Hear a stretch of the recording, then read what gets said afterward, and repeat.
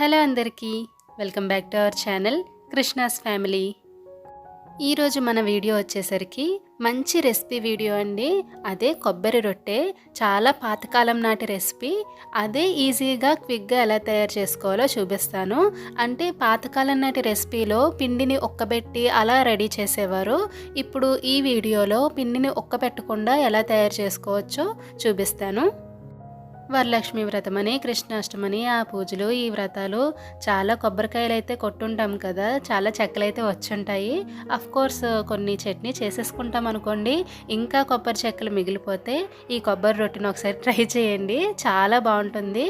ఈసారి ఈ వీడియోలో 2 టైప్స్ చూపిస్తాను నేను. ఒకటి బెల్లంతో చేసింది, అలాగే ఇంకోటి నార్మల్గా ఉప్పు వేసి చేసుకున్నది. రెండు చాలా బాగుంటాయి. బెల్లంతో చేసింది చాలా బాగుంటుంది, అలాగే మామూలుగా ఉప్పు వేసుకొని చేసుకున్నది కూడా కమ్మగా చాలా టేస్టీగా ఉంటుంది. ఇక లేట్ చేయకుండా ప్రాసెస్ ఏంటో చూసేద్దాం. ఫస్ట్ ఈ కొబ్బరి రొట్టెల కోసం 4 కొబ్బరి చెక్కలను తీసుకున్నాను. అలాగే నేను 2 టైప్స్ చేస్తున్నాను కాబట్టి నేను 1/2 kg బెల్లమే తీసుకున్నాను. కొద్దిగా శనగపప్పు కడిగి నానబెట్టుకున్నాను. అలాగే బియ్యం నానబెట్టుకోవాలండి.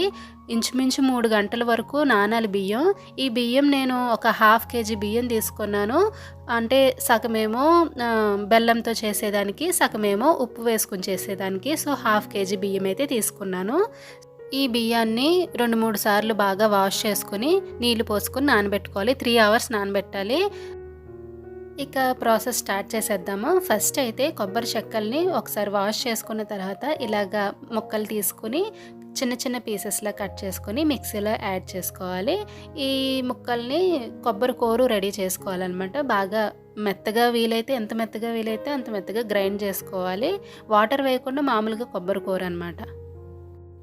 కొబ్బరి చెక్కలు డీప్ ఫ్రిడ్జ్లో పెడితే ఇలా వైట్ పార్ట్ అంతా సెపరేట్ అయిపోతుంది ఈజీగా అని చెప్పి నేను ఒక టిప్ అయితే విన్నానండి. సో నేను అలాగే చేశాను, కానీ అన్ని కొబ్బరి చెక్కలకి రాలేదు, నాకు అలాగా ఒకదానికే వచ్చింది. అండ్ కొబ్బరి ముక్కలు తీసుకున్న తర్వాత బెల్లం కూడా చిన్న చిన్న ముక్కల్లాగా చితగొట్టుకొని పక్కన పెట్టుకున్నా అండి. అంటే అది కూడా తర్వాత మనం మిక్సీలో వేస్తాము. పెద్ద పెద్ద ముక్కల్లా కాకుండా చిన్న చిన్న ముక్కలుగా కొట్టుకొని పక్కన పెట్టుకున్నాను. అండ్ నెక్స్ట్ ఈ కొబ్బరికాయ ముక్కలు కట్ చేసాం కదా చిన్న చిన్న ముక్కలుగా, అవి మిక్సీ జార్లో యాడ్ చేసి ఎంత వీలైతే అంత మెత్తగా పౌడర్ చేయాలన్నమాట.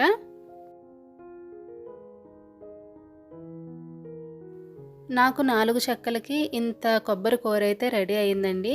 మిక్సీలోనే కాదు, మనం మామూలుగా డైరెక్ట్గా కూడా చేసుకోవచ్చు.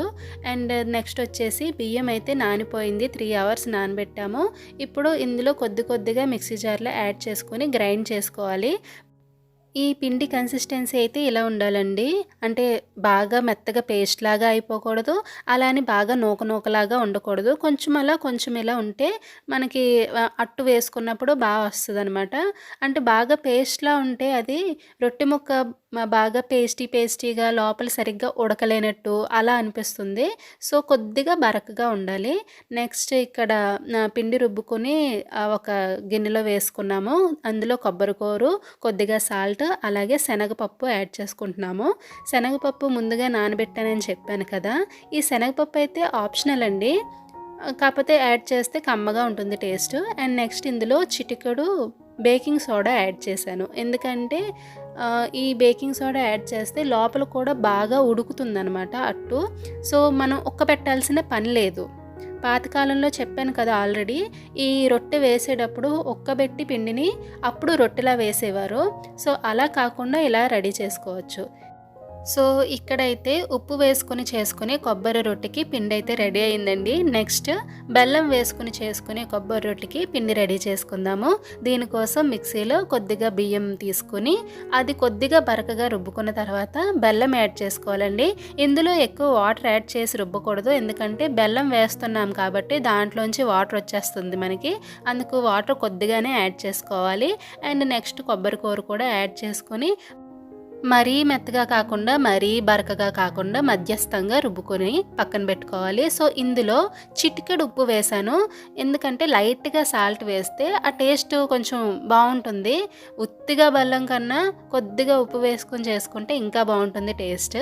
అండ్ ఇందులో కూడా నానబెట్టిన శనగపప్పు వేసాను, అలాగే కొద్దిగా బేకింగ్ సోడా కూడా యాడ్ చేశాను. ఇవి వేసుకొని బాగా కలుపుకున్న తర్వాత బెల్లం కొబ్బరి రొట్టెకి కూడా మనకి పిండి రెడీ అయిపోయినట్టే. సో ఇంకా రొట్టె వేసుకోవచ్చు.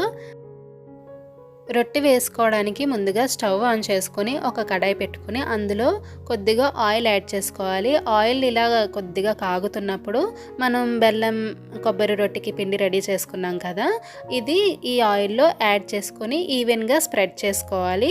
ఆయిల్ అయితే కొద్దిగా ఎక్కువ పడుతుందండి, మరీ ఎక్కువ వేయకూడదు, అలా అని మరీ తక్కువ కాదు, సమానంగా ఆయిల్ అయితే పడుతుంది.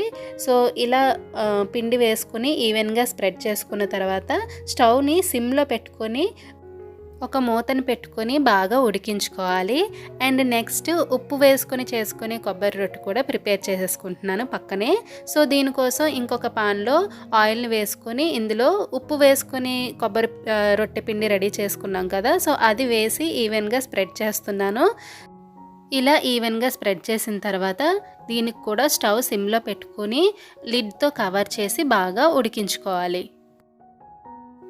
బెల్లంతో చేసిన కొబ్బరి రొట్టె అయితే బాగా ఈజీగానే వచ్చేస్తుందండి, క్రాక్స్ అలాంటివి ఏమీ రావు, అంటుకోదు కూడా. ఎందుకంటే బెల్లంలో కొద్దిగా జిగురు ఉంటుంది కదా, సో అతుక్కోకుండా వచ్చేస్తుంది, ఫ్లిప్ అయిపోతుంది.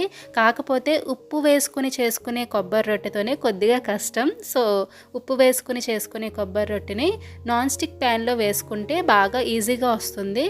మామూలుగా కడాయిల్లో వేసుకుంటే అతుక్కునే ఛాన్సెస్ ఉంటాయి అన్నమాట. సో నాన్ స్టిక్ ప్యాన్ అయితే బెటర్. ఇలా 2 రొట్టెలను కూడా ఫ్లిప్ చేసుకొని ఇంకొక సైడ్ కూడా బాగా ఉడికిన తర్వాత స్టవ్ ఆఫ్ చేసుకుంటే అంతే, చాలా టేస్టీ అయిన కొబ్బరి రొట్టెలు రెడీ. ఈ కొబ్బరి రొట్టెలు వేడిగా ఉన్నప్పుడు కన్నా చల్లారిన తర్వాత తింటేనే టేస్ట్ చాలా బాగుంటాయి. మెయిన్లీ బెల్లం కొబ్బరి రొట్టె, దీని టేస్ట్ తెలియాలంటే ఇది చల్లారిన తర్వాతే తినాలి, వేడివేడిగా తింటే అంత టేస్ట్గా అనిపించదు. సో బాగా చల్లారిన తర్వాత తింటే చాలా కమ్మగా చాలా టేస్టీగా ఉంటుంది. 2 రొట్టెలు 2 డిఫరెంట్ టేస్ట్లు అనమాట. సో నాకైతే పర్సనల్గా బెల్లంతో చేసిన కొబ్బరి రొట్టె బాగా నచ్చింది ఉప్పుతో చేసిన దానికన్నా. 2 బాగున్నాయి అనుకోండి, ఇది కొంచెం ఎక్కువ నచ్చిందనమాట. మీకు కూడా ఈ రెసిపీ నచ్చినట్లయితే తప్పకుండా ట్రై చేయండి. సో ఇదండి ఈరోజు వీడియో మీకు నచ్చినట్లయితే తప్పకుండా లైక్ చేయండి, షేర్ చేయండి. అలాగే కొత్త వాళ్ళు ఎవరైనా ఫస్ట్ టైం మన ఛానల్ని చూస్తున్నట్లయితే సబ్స్క్రైబ్ చేసుకోవడం మాత్రం అస్సలు మర్చిపోకండి. మరొక మంచి వీడియోతో మళ్ళీ కలుస్తాను. Thank you for watching.